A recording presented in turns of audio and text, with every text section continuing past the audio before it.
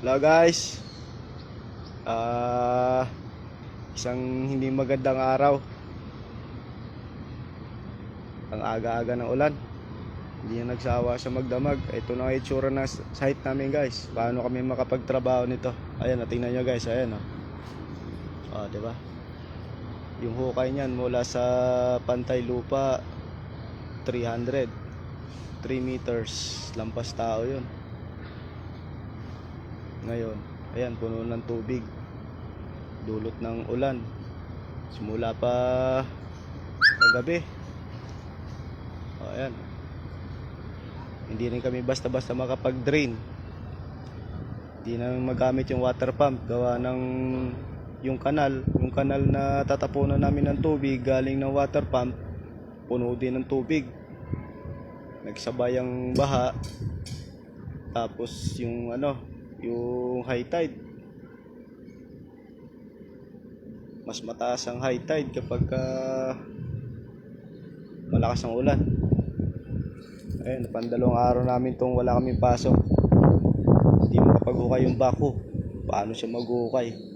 Napakalalim ng tubig.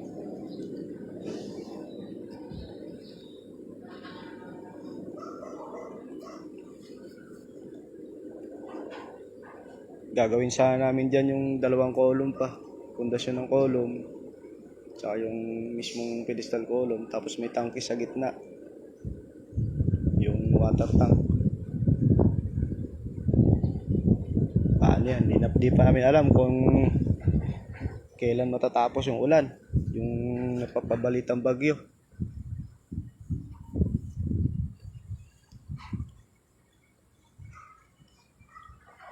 Sira naman ang anak buhay nito.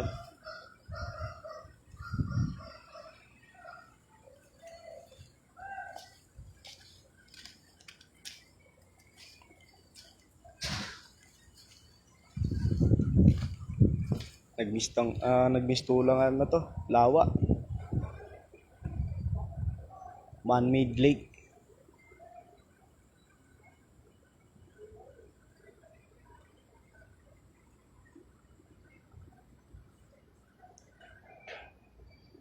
Nagkaroon kami ng instant na swimming pool. Pwede na pakawalan to ng tilapia.